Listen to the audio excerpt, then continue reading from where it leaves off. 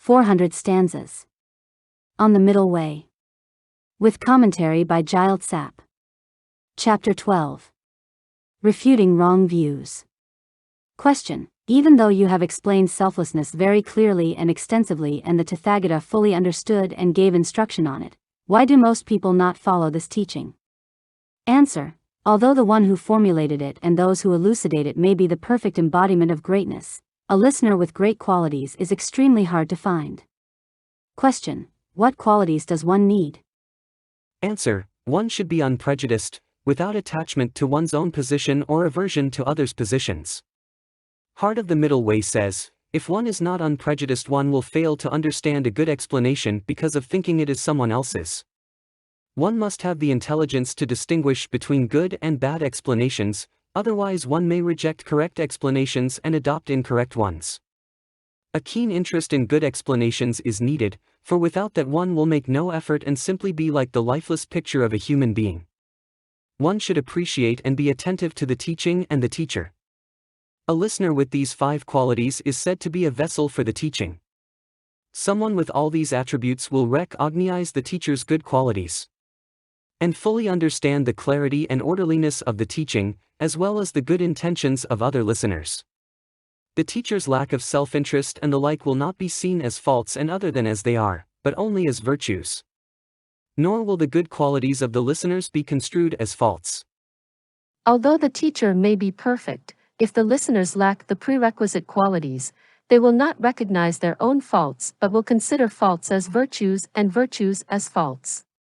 The subduer taught about worldly existence in the form of the 5 contaminated and suffering aggregates and about true sources, the cause of worldly existence. He taught about true paths, the means to peace, such as the Eightfold Path of the Exalted, and also about peace, liberation, and nirvana.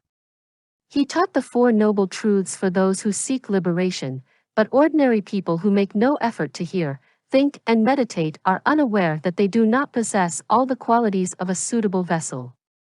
Whatever they fail to understand correctly, they see as the subduer's fault, saying he did not explain it in sufficient detail. However, merely that does not mean the teacher is to blame. A blind person's inability to see is not the sun's fault. Assertion. Although the subduer's discussion of high rebirth is extremely clear, we do not understand or approve of his discussion of definite goodness, since the teaching that everything is without inherent existence refutes the very nature of things. Answer. These strange Samkhyas, Vaisesikas, and the like, who believe in liberation, all agree that one attains nirvana by giving up attachment to everything associated with disturbing emotions, such as pleasure, pain, and so forth. Why do they dislike it when the person and aggregates are said to be empty of existence by way of their own entities? The understanding of this destroys all that is associated with disturbing emotions. Therefore they should be glad. Sutra says, since only the Buddha's words contain undistorted statements about suchness, and Samkhyas and so forth do not make even the slightest mention of it, one should recognize it as a unique teaching. Question. If these strange people all agree that one attains nirvana by giving up everything, what difference is there between you and the foreigners? Answer. They are different in that they merely have the wish to give everything up but do not know how to do so. How can those belonging to other systems give up cyclic existence while they cling to the wrong methods? They do not know that the means to give it up is to understand that all phenomena are empty of inherent existence. Therefore certainly with this in mind the subduer said, the first practitioner of virtue has come about thus. The second and third have come about thus.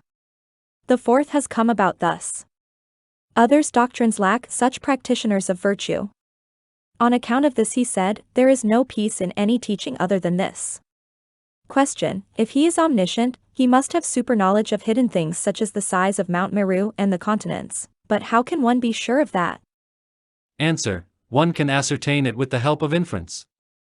One might wonder whether what the Buddha has said is true or not regarding the size of the abodes, bodies, and lifespans of the 6 kinds of gods of the desire realm and so forth from whom one is separated by time and place, and regarding the size of the human physical world and so on, all of which are hidden to common beings.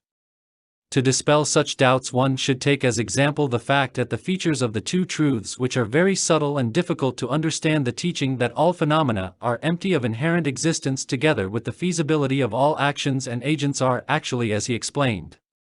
Understanding through this that the extremely hidden things he taught are just as he described, one should gain conviction that he alone is omniscient.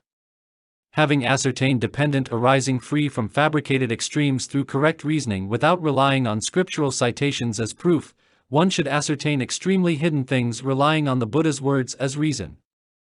Regarding the general presentation of this, the explanations of Tathagata and his spiritual son are like those of the great trailblazers. In this context, objects can be understood through the presentation of four kinds of valid cognition.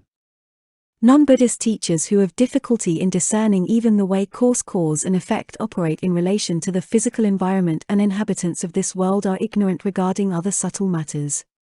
People who follow them will thus come under the influence of innate and intellectually formed attitudes which must be given up, and they will be misled for a very long time. Those interested in their own good should leave false teachers. They should trust and value the true one. Question: why do those who seek liberation follow the Forders?